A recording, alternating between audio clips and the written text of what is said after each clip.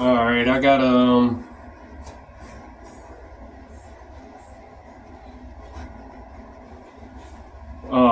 gotta do something else, man. So anyways, here we go. Um, it says, wait, I gotta get back on track. I lost my train of thought. Forgive me. So yeah, when we coupling tractor semi trailers, inspect the fifth wheel. Check for damage and missing parts. Check to see that the mounting to the tractor is secure, no cracks in the frame. Be sure that the fifth wheel plate is greased as required. Failure to keep the fifth wheel plate lubricated could cause steering problems because of friction between the tractor and the trailer. Check if the fifth wheel is in the proper position for coupling. Wheel is tilted down toward the rear of the tractor. That could be on the test. Matter of fact, I know that's probably going to be on the test with coupling because they want to make sure you know how to hook the trailer up. So it says check that the fifth wheel is in the proper position for the coupling. Also, they're going to want to make sure you know what the fifth wheel is. They might give you crazy stuff and ask you, what is the fifth wheel? Which axle is the fifth wheel on? Or all kinds of little silly stuff. But you know, the fifth wheel is the only thing that you can connect to the kingpin on the nose of the trailer. Okay? So just keep, logical, normal information, right? So make sure that the wheel is tilted down toward the rear of the trailer. Okay? Jaws are open. Inside the hole here, make sure this is open. It don't have no lock in between there. Make sure it's open, free, so that when you go to connect it, you're good. Okay? Safety unlocking handle is in the automatic lock position. Okay, that means that it's gonna be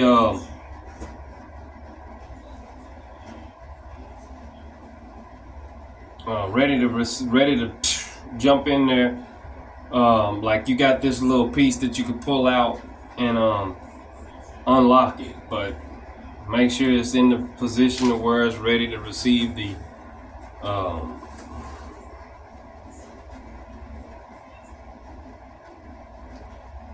trailer kingpin. If you have a sliding fifth wheel, make sure it is locked. It's gonna be teeth in the side of the fifth wheel on both sides, and then they're gonna have like these two little pins that just goes into one of these slots. Now, the only reason that you would need this fifth wheel sliding is because when you hauling various weights, and also the way that they load it, as well as how much fuel you can carry, based on how far you gotta go and what type of weigh stations you can cross and how heavy you can be here and there. Sometimes you may have to not put that lot of fuel in there so that you can maintain weight on those axles right there. Okay, 12, 34, 34. So that's that's 68 plus the 12 in the front. That's 80. So you want to be 80,000 pounds or less. And sometimes you have to slide that fifth wheel in order to get your weight adjustments right. So that's the only reason that's there for, but most of the time you wouldn't move it, especially if you're hauling some of the same stuff, knowing what you're gonna get, how it's gonna be loaded, and all that good stuff. That's why it's important. That's why a lot of people like dedicated accounts and stuff like that, is because they don't want to have to do all the extra work that it comes with actually being a trucker, that sliding fifth wheels and knowing how much fuel you can carry, and knowing where these weigh stations are, and how much weight you can have on each tandem, and even sliding the tandems on the trailer. They don't want to have to do that extra work, man, because sometimes depending on how it's loaded and how your trailer is set up, sometimes them trailer brakes won't lock up, and then you have to use a wheel chock, and sometimes that won't even work. And then you don't want to slide it in a position where you can't get it out of that and then get it locked in a hole. Sometimes they stay in between there because it's just you can't get them to move sometimes, but you're gonna have to get them to move, so you're gonna have to figure it out. and that comes with experience and stuff like that. So you gonna have to, you know, figure it out, man.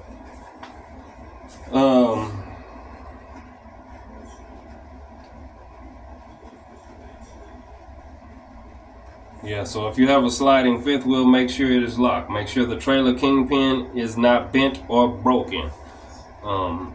Yeah. Yeah, I seen this one cat backing under the trailer over and over and over again. Like, what the heck going on? You know, and it like it don't even have no kingpin on it. It is not even there. It ain't don't have nothing to hook to it. But you know what? It'd be dangerous if it acted like it did hook up to something and went on locked and then had that trailer just sitting on that fifth wheel just without no lock in between it, just sitting there, and then you pull off and you got it and you turn and then the sucker fall over and fall down. You know? But that's why also when you hook up to a trailer, you get you go underneath there, and they gonna do that in your medical when they approve you for a medical certificate. They want to see if you can crouch without touching the ground or bending on your knees or crawling and be able to duck walk underneath that trailer to see inside that hole. That's why they do that on your medical, because they want to see if you can do that, because that's what you have to do. You got to check that fifth wheel and make sure that that locking pin is in there when you coupling up a trailer. And you got to make sure it's across there. And even though you see it across there, you still want to do the pull test to make sure that it's in there, okay? And it ain't coming loose. Okay, step 2, inspect the area and chock the wheels. Make sure the area around the vehicle is clear. Be sure that the trailer wheels are chocked or spring brakes are on. Check that the cargo, if any, is secured against movement due to the tractor being coupled to the trailer, okay? There may be load locks you may need for these loads. It may be what is them things called? Straps. You may have straps. You may have load locks. You may even have cardboard and all this other kind of stuff.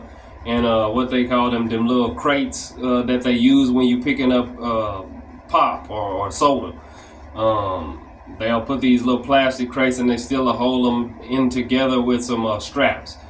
So yeah, anyways, yeah, you make sure that your load is secure and it's close to the floor, and it doesn't have no movement and stuff like that, and everything is braced and packed in there good.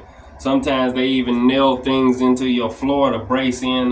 Say for instance, you picking up some equipment, and they gonna nail some wood stocks and some wood blocks in between your trailer floors. That's why when you pick up freight, they're gonna ask you, do you have wood floors? Wood floors meaning that they're gonna start nailing stuff inside your floors. And then when you go to unload this stuff, make sure that you have a hammer that you can get these blocks off and get these nails out of the floor. You want to get these nails out of the floor. Sometimes you may want to leave the nail in the floor, because when you pull it out, you can see a hole through the floor, and you can see all the way to the ground through this hole. Sometimes you may have to get some of that stucco stuff and cover that hole up or fill that hole up with something so that you do not have no see-through holes. Because sometimes when you pick up product, they want to inspect your trailer, and they want to make sure that it's clean and it does not have holes and you can't see any light through it. But anyways, like I said, you know, it is what it is. Step 3, position the tractor. Put the tractor directly in front of the trailer. Never back under the trailer at an angle, because you might push the trailer sideways and break the landing gear. This is very true. However, with experience, it can be done, but it's something that you do not want to do if you don't have to do it. It's only if I don't have a choice. It's not a yard driver here that can get this trailer out and it's sitting here. These people won't be here till Monday, and I got to get this mother freaker and I got to get on down the road, and it's the only way that I can get in here and grab it. I'm not recommending you do it. Wait till Monday. Call your dispatch, call your people, tell them that you got this situation. And that's another thing with trucking. Communication is very key. You know, people people want to know what's going on. Your driver manager, if you have a good one, they're going to want to know that everything's okay, that you doing fine.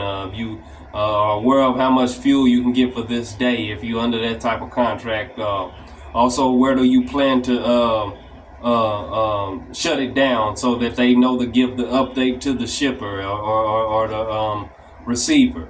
Knowing where you are in the process, mainly the receiver, because they looking for you to come there on a specific date, a specific time, and they want to know that you're there, because sometimes with appointments, say for instance, like Walmart distribution centers and stuff like that, man, them one Costco's, man, like it has to be, you know, the you got to be on top of this stuff, man. If you don't, you could be there a day. You could be there anywhere from a day to 6-7 days. So you want to make sure you paying attention to that kind of stuff, man. And if you sitting still, the money's ain't, the wheels ain't turning, so you ain't earning. Okay. Anyways, so yeah, position the tractor directly in front of the trailer. Never back under the trailer at an angle, because you might push the trailer sideways and break the landing gear. This is very true. Check your position using the outside mirrors by looking down both sides of the trailer. Back slowly. Step 4. Back until the fifth wheel just touches the trailer. Do not hit the trailer. Touch the trailer. Okay? Now, step 5, secure the tractor. Apply the parking brakes. Put the transmission in neutral. Step 6, check the trailer height. Get your butt out of the truck. The trailer should be low enough that it is raised slightly by the tractor when the tractor is backed under it. That is going to be on the test. In some shape, form, or fashion, that is and will be on that test. Even the back until the fifth wheel just touches the trailer, that could be on the test. Never back under the trailer at an angle, because you might push the trailer sideways and break the landing gear. That could be on the test. Make sure the air around the vehicle is clear. Be sure the trailer wheels are chocked or spring brakes are on. Check that the cargo, if any, is secured against movement. That could be on the test. Check to make sure that the cargo is secured against any movement. That could be on the test. Okay, now we was at step number 6. Check the trailer height. The trailer should be low enough that it is raised slightly by the tractor when the tractor is backed under it. Raise or lower the trailer as needed. You're going to have to use the landing gear handle. Okay, if the trailer is too low, the trailer may strike and damage the trailer nose. Not only that, it'll mess up the frame where the lights is on the back of there too. Because you could hit that frame with that kingpin and it'll bend it. So the main thing is make sure it's straight, okay? And then when you got a loaded trailer, it's an issue when you're trying to crank that sucker up to a height if it's too low. Best thing to do if it's a yard job, yard dog, yard goat, yard hustler there, make sure you get with that person and ask them to lift this thing up so you can let this landing gear down some, so you can get this at the height to where you can get your tractor under without all this extra stuff. Now you can drop it. You can drop the suspension on the tractor, and you can try to get up under that way. And it's just a good practice anyway to lower it. But anyways, that come with experience, whatever, So here we go. We're gonna follow the rules. We're gonna get this test passed. If the trailer is too low, the tractor may strike and damage the trailer nose. If the trailer is too high, it may not couple correctly. That's the most important one, if it's too high, because